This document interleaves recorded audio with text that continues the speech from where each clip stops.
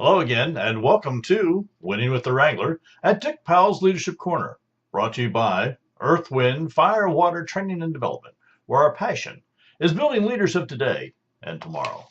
Leaders today we have with us Miss Robin. How are you doing today? I'm terrific. Fantastic. Today I understand that we're going to be talking about choices. Is that what I'm understanding? That's what I understand. You know, this thing about choices really does start to come to the head.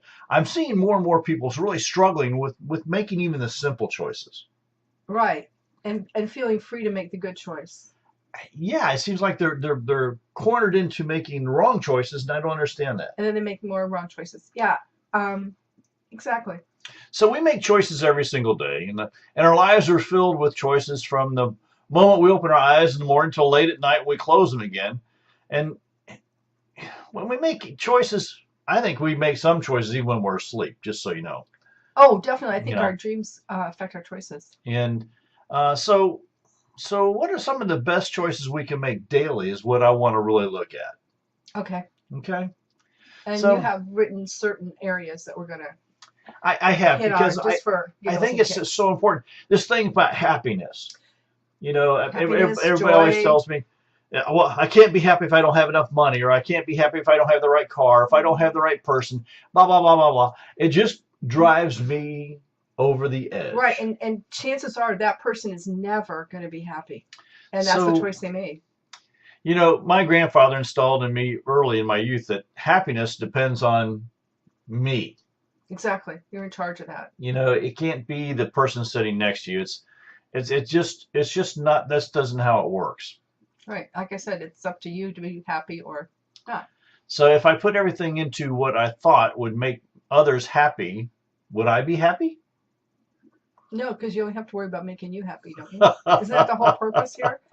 Yeah, we're in charge of our life in certain areas, and if you want to be happy, you can be happy. So what Grandpa was trying to say was, is you can either you can spend your life chasing, Right. or Or you you can can just be spend your life enjoying. right. And I think that's the huge difference. I see in today's newspapers and radios and television, it's this huge chase. It's like, are you happy? Well, yeah. Well, I why? just had a thought about if you're happy and you know it, clap your hands. Yeah. Um, that's how we teach very young children, and I think that's the maybe the simple answer here. If you're happy and you know it. But I think it's a simple answer, but I think it's so true. It's true. And not every part of your life is going to be happy at the same time necessarily. But you can choose joy and peace of mind and happiness over drama and stress. Well, I think there's just so much drama that just seems to be pushed on us. Oh, I wouldn't even say put anything thrown at us, You know, like an egg or something. it's like some people instead of happiness, they live for the drama. And so if there Yeah, is none, they create they some. create some. And I think that the happiness piece is I feel bad for them because I don't think they're going to ever be happy. No, but you can sit back and watch them and be happy with that. Because we can just sit back and watch them be happy. Yeah. And again, make those choices and comparisons with our life. Okay. Okay. Let's look at this next one because I think it's a big one. This thing called kindness. You know, Kindness. it's a choice you make. I truly believe it's a choice.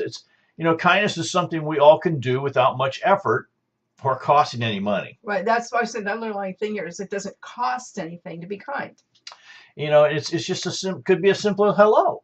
Hmm. It could be, hey, Opening a door, I see you could use some help, smiling, you know, or not buying into the drama.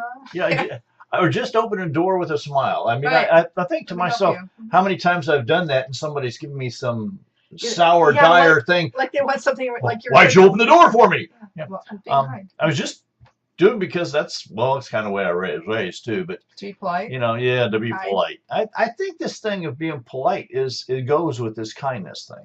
Right. When I was also going to tell you that when I'm not kind to somebody, and it does occur occasionally, I don't feel happy. So let's When you're not kind, connect you don't feel dots here. I happy. don't feel happy. I don't feel happy when I'm unintentionally or even intentionally not kind to people. Yeah.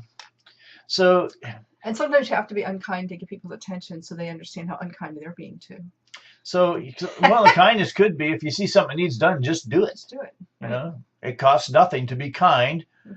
and may mean the world to the receiver. Right. You know, it was really funny when I was writing this down as a. I know we just finished writing one of our books called Woodscraft Nation, and in the original 12 laws from the Woodscraft Nation, there was kindness, Mhm. and Well, I thought it was so interesting the way it was written. okay. It says this: kindness above all others, the great Tecumseh was kind to every man and to the beasts, and his kindness came again to him. It caused him no loss, no, not the value of a hair. And it gave him power over all men. Let each one strive to do at least one act of kindness every day, for thereby he becomes kinder, and his kindness comes to him again. Right. Do a good turn daily.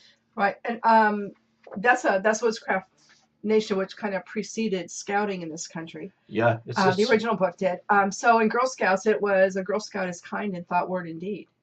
okay. So, you know, that's the kind of things you and I grew up We with. grew up with that. Yeah. Okay.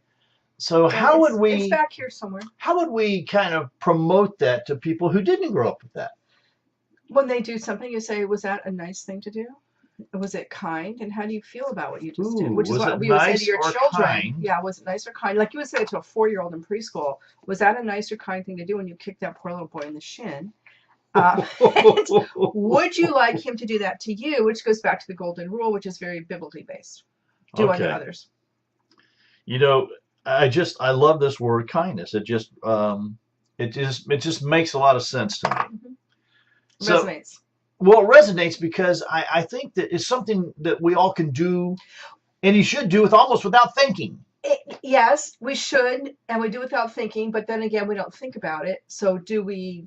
We Hmm. demonstrate as much as we can, and do we pass that So does that kindness thoughts on to other people? So does kindness need to be more intentional for us? I think a lot of things need to be more intentional, and occasionally you have to point them out to people. Hmm. I think that brings us to this next word that I've got written down here. It's called respect. Okay, You know, first respect yourself and then there's a respect song about others. that. RESPECT. Yeah, yeah. A lot of people like that song. I like that I'm song. not sure. I'm not so sure you put it into practice. Right. You need to respect others for who and what they are, Mhm. not who and what you want them to be. Right. And I was raised with respect is earned. And when I had to, I was challenged on some of that at different times in my life. And I say respect is earned. And basically, people start out in the middle, like at 0, maybe if you're on a negative and positive And number then line, move and move one way or the other. Right. So respect is earned. Some people don't really deserve your respect. Sometimes we are expected to give respect to people because of the positions they hold. Yeah, And that's kind of a I do bad think, path. well, it is, but it isn't. I think we need to respect our law officers. Okay. Yes. I do think you respect your mom and dad. You respect your teachers. I think there are some positions that do come with this respect. Again, I still see that. But I still think that there has to be on their side of the house Yes. some respect Some back to response. you. Right. I think it's a two-way street. I do. I think it comes and goes. And again, respect kind of slides occasionally with some people, with me up and down that negative and positive numbers line. And that's just because that was the way I mentally saw it at some time. It was really hard to look at this word respect because it seems like you can build this big platform and like you go from 0 to whatever, but if you got 0 to 10 and you get to 10, that's like super respect. Super. It only takes one thing to knock it back down to 0. No. It only probably come back down to 9. Oh, depending on what it is. See, it's that kind of thing. It doesn't go to 0. It might slide back and go forward a bit, and it might not. You know, there's a lot of what are we calling that now? Ambiguity. Well, yeah, that's it. I was thinking of the word for the bad press and the bad headlines right now. Oh, fake news. Fake news. Fake news has given people a lot of disrespect, and it makes it difficult for other people to crawl back and keep that person in a respectful place sometimes, I think. And we need to be aware of that. I think that would probably bring us to this next question. The honesty thing. Yeah, honesty. you have a choice, to be honest. Mhm. Even when it was, I wrote down, honesty is the best policy. And Absolutely. when you tell the truth, you never have to worry about the lie you just told. Yeah. There's more to it than that. Oh, there's a lot more to it than that.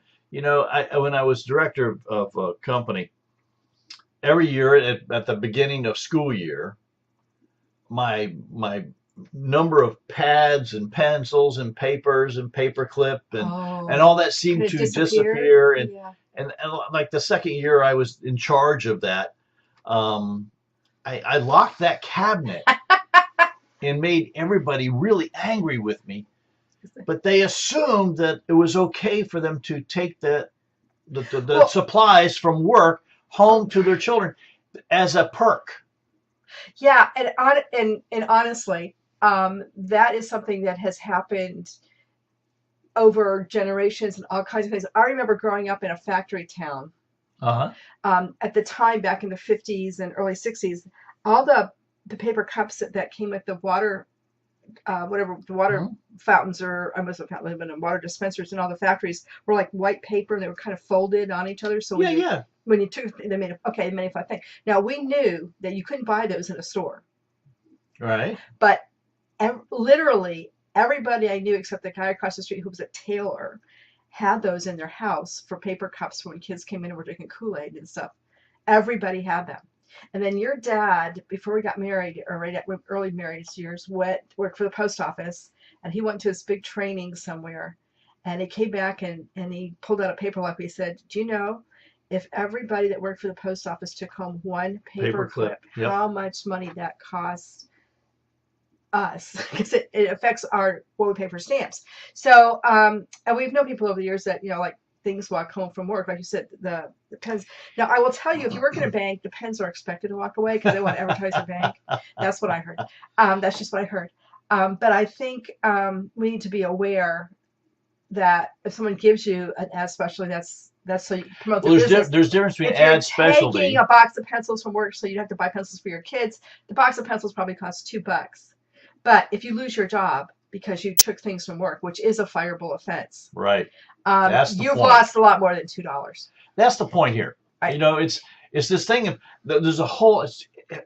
Somebody told me the other day, Dick, there's degrees of honesty. No, I think it's a downward spiral. I said, no, I don't believe there is degrees in honesty. I think you either are or you are not. Right, and I know when we go to, I'll look at the motel shampoos and soaps, and there's always a pad of paper and a pen in there. And we've got a place where we traveled so much, we have stacks of pads where you wrote one note on it, threw it in your purse or your briefcase or something. And I don't really even like those pens. There's a couple kinds of pens I like to write with, and those I don't even take. That's them not yours. It costs them money. It makes your motel room go up. You don't really need it. Exactly. It's just think about. I think that they're expected to take care of those, but I mean, what I'm talking about is that just the simple things that you go to work, and that they provide you to have. They provide you to have those at work, not at home. Right. And I think there's a huge, big difference there. Right, because think about if you were running that department, you know how many people you had working in there and how many pens they should need in a year. They probably went through 10 times that. Yeah, I was amazed the first year it happened. Okay, and again, I'm just telling you that I was responsible for it, and so I felt responsible.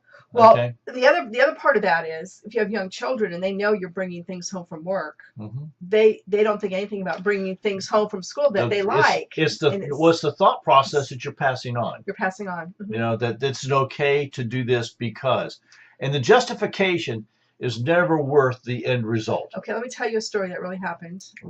That really brought to my mind the bigger picture of honesty. Okay. All right, so I'm in Walmart. And sometimes when you walk in Walmart, you're only there for a couple things, so you don't want the cart. So I had walked in for a couple things, didn't want the cart, found a cart sitting all by itself off in a corner in an aisle, and thought, I'll do the store people a favor, I'll move this cart. I remember this. Okay, so I'm in the store, and another woman comes up, and we happened to be looking at bras, and she needed a cart so she could put her stuff in a cart and have 2 cans of liquor bras. And I said, there's an empty one. It's been sitting. I've been in this department for 10 minutes. That cart's been sitting right there. Nobody's been in or out. Why don't you just take that? She said, oh, I could never take someone else's cart like that.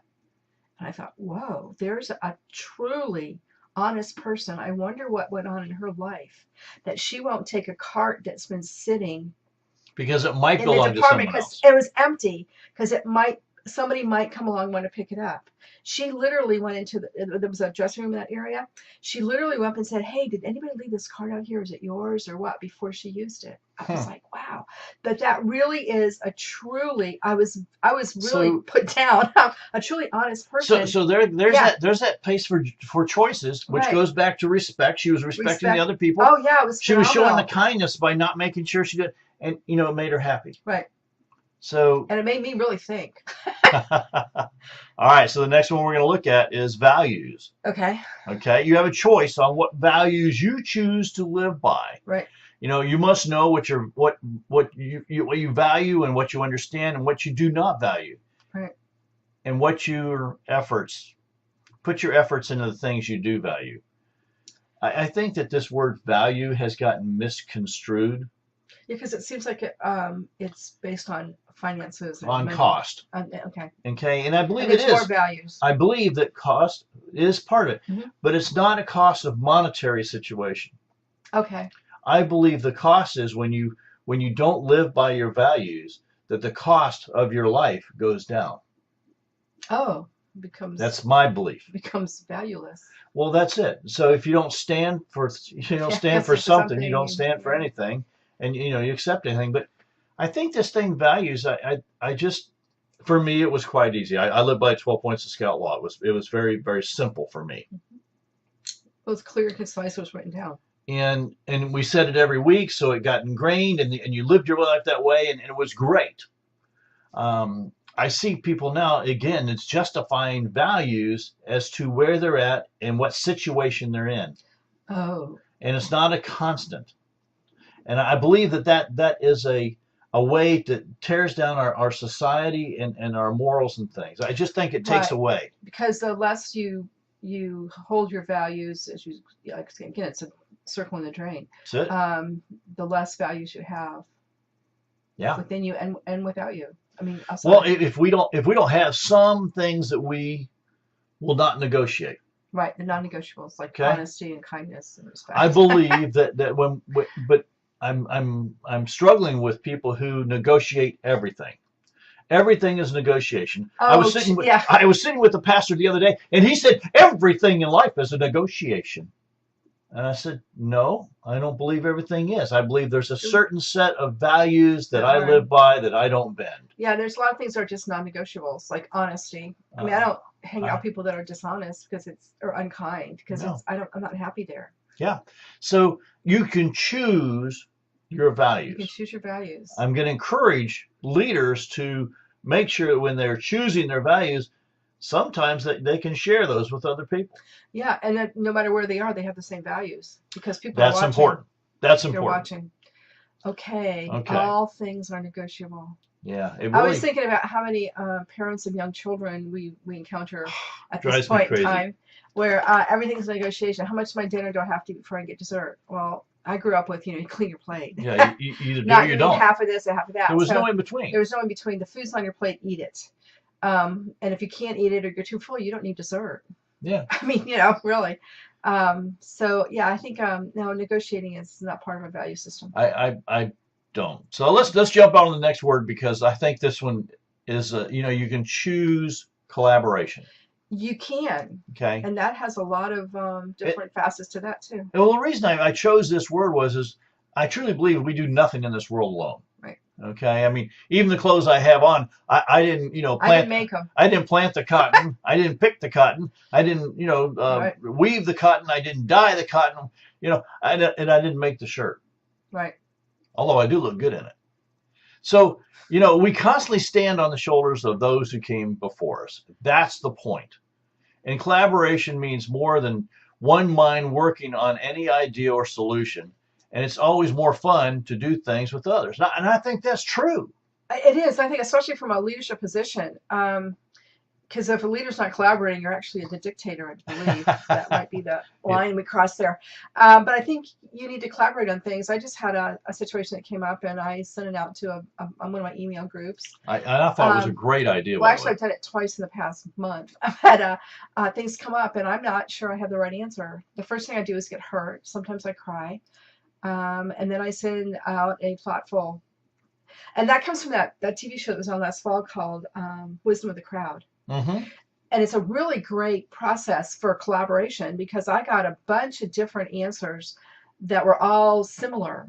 Like they were all lined up. It wasn't like there were two sides to this. No, it really wasn't. Response. It was just a lot of information on one side, and it makes me feel like I'm not flapping the breeze by myself up here. Right, I actually have people with better brains and more thought and different experiences that are telling me the same thing that I probably already knew. But we can't we'll know. See how it flies.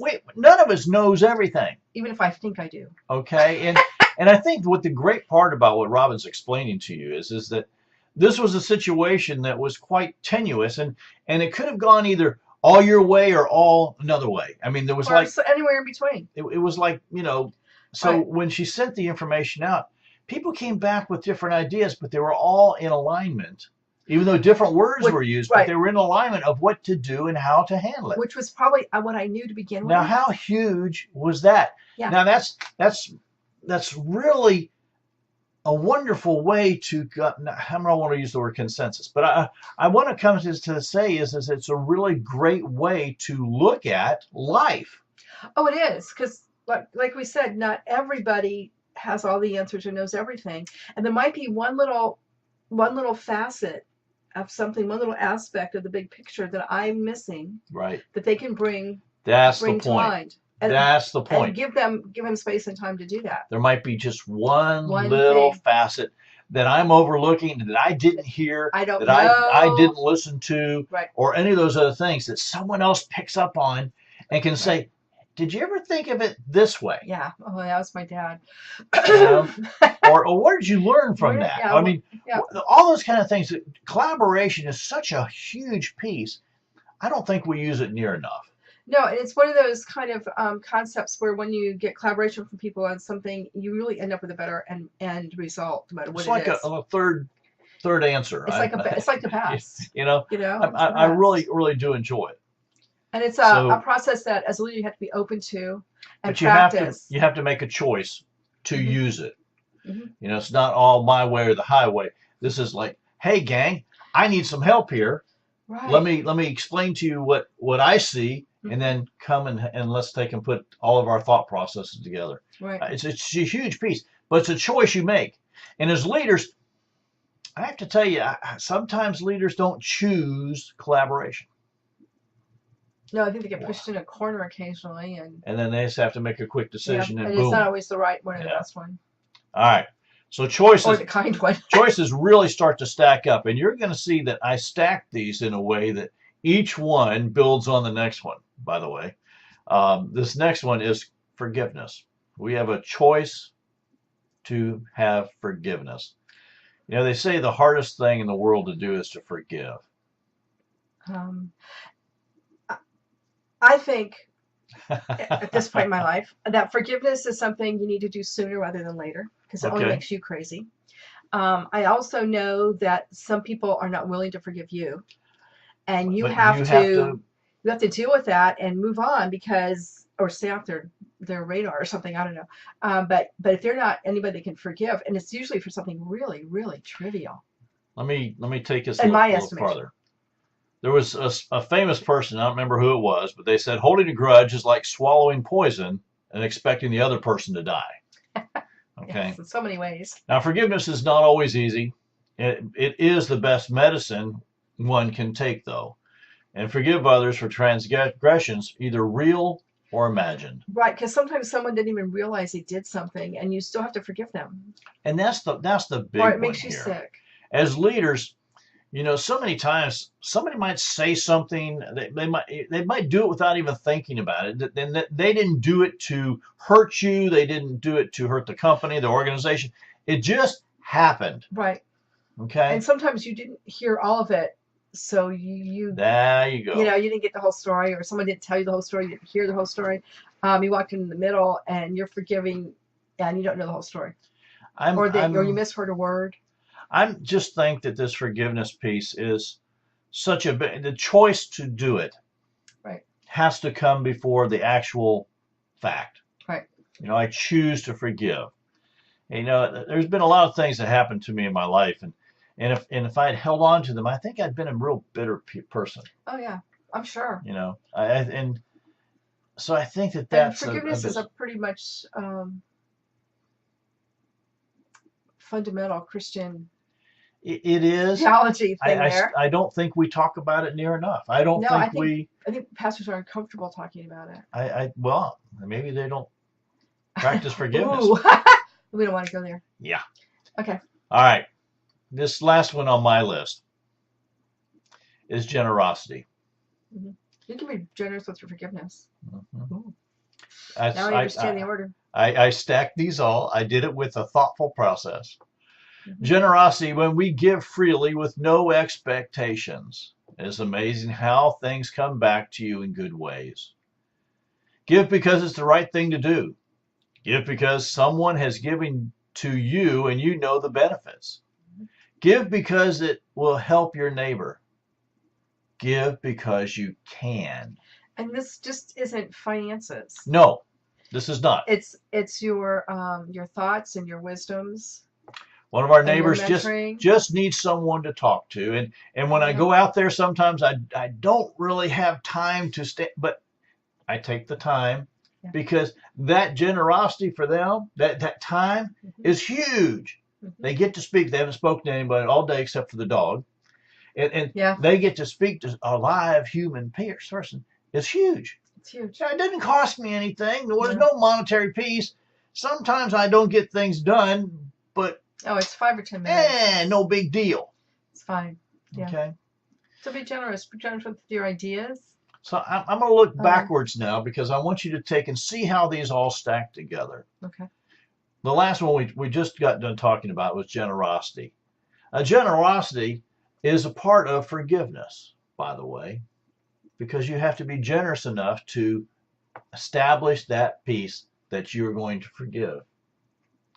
You have to look for collaboration because in this process of generosity and forgiveness, collaboration really is going to be open you up to more than just one person or one thing.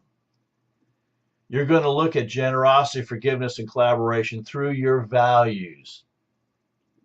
Through your values. And be honest with yourself. And you have to respect yourself before you can respect anyone else. But the show of kindness, the act of kindness, has to be an intentional part of the generosity and forgiveness part.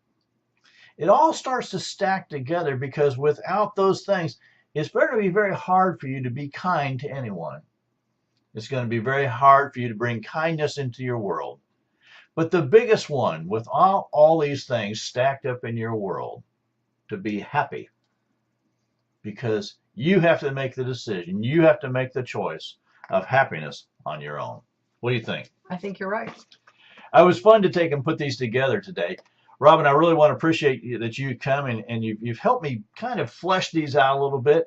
Leaders, I hope you understand that these words didn't come by easily, that we spent a lot of time putting them together for you so you could take and spend time working with others as well as yourself on making happiness a goal or just a way of life. It's a choice. A choice. So choose to be happy. Choose kindness. Choose respect. Choose honesty. Choose values. Choose collaboration. Choose forgiveness. And by golly, choose generosity. Well, we want, on behalf of myself, Dick Powell, and Robin Powell, we want to say, and the whole Leadership Corner team, we want to say thank you for being a part of today's program. Our hope is that you've received a nugget of wisdom and guidance that will help you build your leadership ability. Now, if you have any questions or comments on today's program, don't hesitate. Send us an email, dick@leadershipwrangler.com, dick@leadershipwrangler.com. Go to set your very own appointment with either Robin or myself at www.leadershipwrangler.com, www.leadershipwrangler.com. If it's just burning question, you've got to have it answered today, give us a call, 727-422-1833. 727-422-1833. And when you're ready for that next big keynote or opportunity for leadership and accountability, give Rob and I a call here at 727-422-1833. And until next time, this is DW the Wrangler saying, ride hard, ride fast.